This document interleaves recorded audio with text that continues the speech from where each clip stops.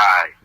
Peace, everybody out there. This is Dutch for Prison Riot Radio coming at you, man. You know, we the one that give the incarcerated wings. We giving them the voices that be heard out there in that world. So right now, we got a real special guest. I got my man, Tyrone Baker. Me and my man, we did time together. The brother went home a few months ago. How long you been home, bro? Came home in August. I've been home about 7 months. About 7 months, man. So the guard number. So the brother been out there, man. I mean, doing some amazing things. I mean, really, it's gonna blow your mind, but it's gonna let you know the possibilities that, you know, your wings don't gotta get clipped. Well, before we get into that, man, I want to touch bases on when you were incarcerated. How long did you do? Well, I did 14 years to the month, actually. I got locked up in August. Okay. Got out August 2020. Wow, that's beautiful mathematics, man. So let me ask you this though. Because you know I watched you. I mean, we met and we had about a year together. You know, we was always building whenever we got a chance. And you was always a positive brother, man. Very articulate, extremely intelligent. How did you structure your day? What kept you sane while you was incarcerated? What kept you sane? Well, I actually tapped into what I believe was a higher purpose. I felt like it was my cultural responsibility to make sure I was my best self when I got out of prison. You know what I mean? I stayed in, I kept my finger to the pulse of the culture out there in the world, and I kind of saw the problems that our people was facing, that our women was facing. And I was like, you know what? Our culture needs a warrior. You know what I mean? Our culture needs somebody that's going to, you know, I guess, take it to the powers that be unapologetically. So I was like, in order for me to do that, I got to be on my best self. I got to be on my square. So I'm like, you know what? I need to keep reading. I need to keep studying. You know what I mean? I need to make sure that I'm constantly learning about some of the things that our culture faces, some of the ways in which we can combat these, I guess, oppressive ass forces that's been coming at us for so long. So it was my cultural duty. It's me trying to do my responsibility. That's what kept me going. I mean, the whole time I was locked up. Man, that's beautiful. Now, I mean, one thing I heard in that answer right there is that you basically, like you said, you tapped into your divine purpose.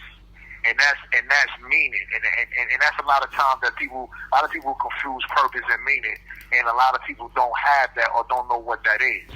And so I can understand now, you know, how that kept you focused, because when you know who you are and when you know what you mean, like whatever get in your path, you always gonna be able to blow through that because you got a direction. You know what I mean? Exactly. You got a direction. I used to be like, look, man. I used to tell brothers like, look, when y'all trying to get on your feet. Back when I was locked up, I used to tell other young brothers like to come across my look. When y'all trying to get on your feet, when y'all trying to define what it is your life is supposed to be about, you need to find what your lane is. You know what I mean? You need to take your strength and merge that with your passion. You know what I mean? If you take what you good at and blend that with what you're passionate about, you know what I mean, you'll be unstoppable. I'm like, it's not necessarily I guess the actual skills that's needed is you understanding what your role is. You know what I mean? And like you said, I think I identify my role. I'm an economic advocate on behalf of black people in this country. So, you know, that's my lane. That's what I'm passionate about, and that's what I'm good at. So that's right. So we're gonna get into, like I said, we're gonna get into the next thing I want to ask right before we get into that is, so in that particular time while you incarcerated, you wrote a book. What's the name of your book? Oh, yeah, my book is called A Convict's Perspective, Critiquing Chronology and Inmate Rehabilitation. It's basically an insider's critique of North Carolina's prison system. You know, I felt like we as convicts at the time anyway, our voices were underheard and underappreciated in the world of criminology and in chronology, the study of prisons. I was like, you know what, I'm going to write this book and kind of give people in academia who study prisons a real organic insider's perspective on what really goes on and how the system is really doing it. Wow, and it is needed, because one of the things that's really missing from the conversation, I think, when we're talking about prison reform and criminal reform and all of these injustice reform, is they always talk to the experts, they always talk to the judges and the DAs and the activists and everybody but the person who's been in here. You know what I mean? Like, when they very rarely want to bring us to the table to be a part of the conversation, like we're not worthy of our own, you know, saving our own self. And a lot of times, that's in a way that cultural repression is the same thing we go through as black people, because everybody want to say the black people and they talk to everybody but the black people.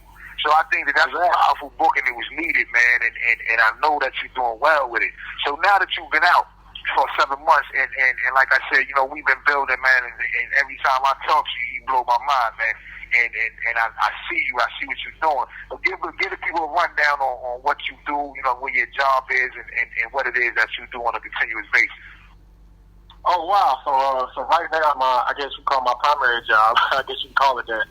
Is on the case intake analyst at an organization called the North Carolina Center on Actual Innocence. They basically fight for guys who've been wrongfully convicted. They try to get innocent people out of prison. It's a small law firm. It's probably about 8 lawyers that are connected to this law firm and a bunch of volunteers from a bunch of schools of law at many universities in the area. But for the most part, we fight for guys who, and we do so pro bono. You know what I mean? We don't charge anybody for anything. You know what I mean? We're funded by grants and private money.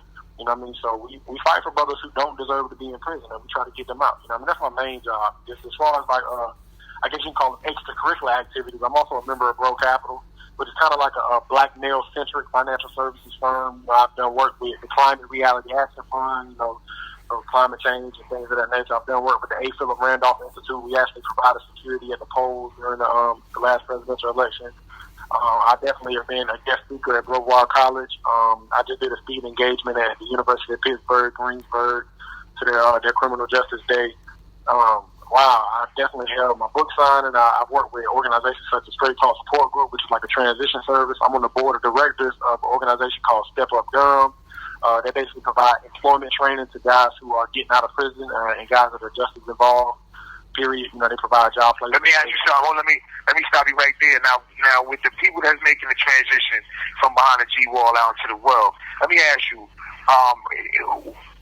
what are some of the things or some of the people that they can contact while they're inside, maybe a year to 2 years or 3 years? What do you recommend someone? Of course, you get ready every day. You're supposed to be ready at any given time, but when do you recommend someone to really, really start reaching out to organizations out there, and can you provide any information right now for people out there that's listening about who they need to get in contact with while they're in here to get home? I definitely can. Now, one thing, speaking as somebody who was just in that position, one thing that I truly advocate for is newspaper subscriptions. All right, so my last year, I was incarcerated. I got a subscription to the newspaper. I was coming home to Durham, so I got which is the city that I'm from North Carolina. So I got a subscription to Durham's newspaper, and every day I would read the paper, and I would go through and I would mark the names of people who I felt I wanted to link up with. I would identify organizations as mentioned in the paper that I wanted to link up with. Then I would get on the phone and ask my mom to get the name or get the address of this person from XYZ organization, and I would just write them letters. And I would do that regularly, like every week.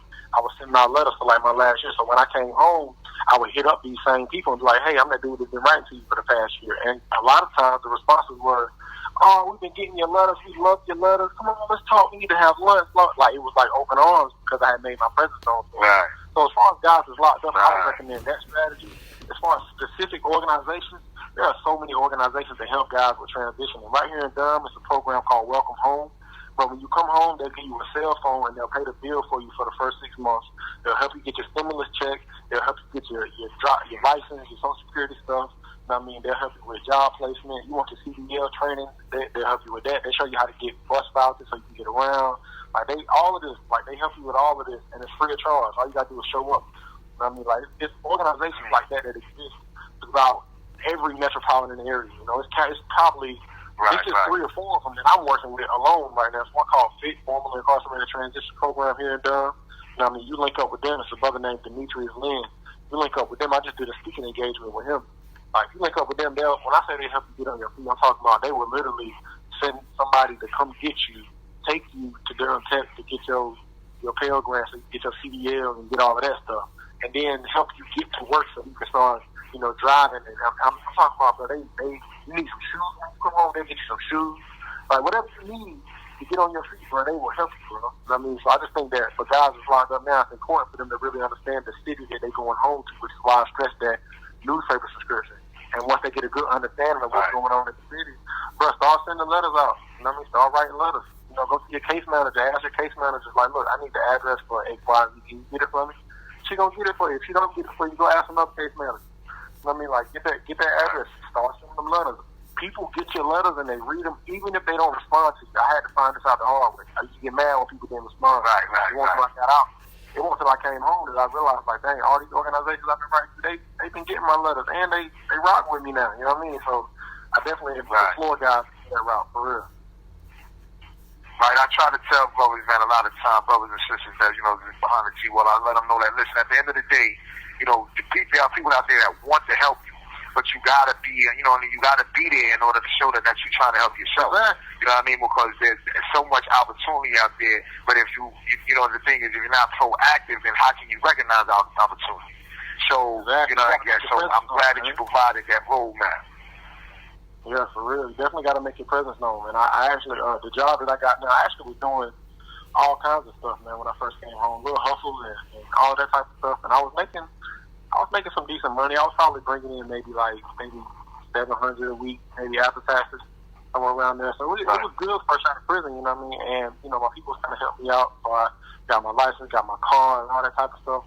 You know what I mean? But this job that I'm working now, you know what I mean? Like, it came from a relationship I built while I was incarcerated. I used to write to this woman, the executive director of the North Carolina Center on Actual Innocence. I used to write to her for 5 years, bro. I wrote to her every other week straight for 5 years. Without, even if, many times she didn't respond for months. But when she did respond, she would take all of the letters from the past 3-4 months that she didn't respond to, and she would respond to all of them letters at once. You know what I mean? Like, so it was, I used to go months and months without hearing from her, but I still wrote to her every other week. But as soon as I came home, you know what I mean, she's the first person, like, she hit me up. She's like, look, don't get your stuff straight. You know what I mean? Get everything out your system, which I did. I went to Vegas, Virginia Beach, Florida, all kind of parties. No doubt. Once I got there, and I'm still partying, you know what I mean? I'm going to New York this weekend, but after, you know what I mean, once I got a little bit settled, I hit her up. Like, yeah, I'm straight now. She was like, get your job. I was like, come on, working with you? Yeah, of course. Not, you know what I mean? So I'm like, yeah, let's go. So she was like... And that's another part of the situation where a lot of brothers don't always put, you know what I mean? Of course, you have to have an outlet, you know what I mean? A relief case. You know what I mean? And so that's a beautiful thing that you're able to indulge yourself, but at the same time, you know the rules of moderation. You have 60 seconds remaining. We got 1 minute, but I want you to tell me what the future looks like. Tell me what the future looks like to Ty Baker. How's Ty Baker going to how's he going to mold the future? One thing that Ty Baker is going to contribute to is the creation of a new Black Wall Street in my city. We building up Black Durham in my city. Y'all rock with Black people. Y'all rock with the culture, and y'all on the East Coast, y'all gonna hear about Bull City. And we finna create a new Black Wall Street, and it's finna be an economic powerhouse. That's what we finna do. Hey, bro, that's the goal. You have 30 seconds remaining. So, I appreciate you giving me this opportunity to build with you, man, and everybody out there, man. Ty Baker.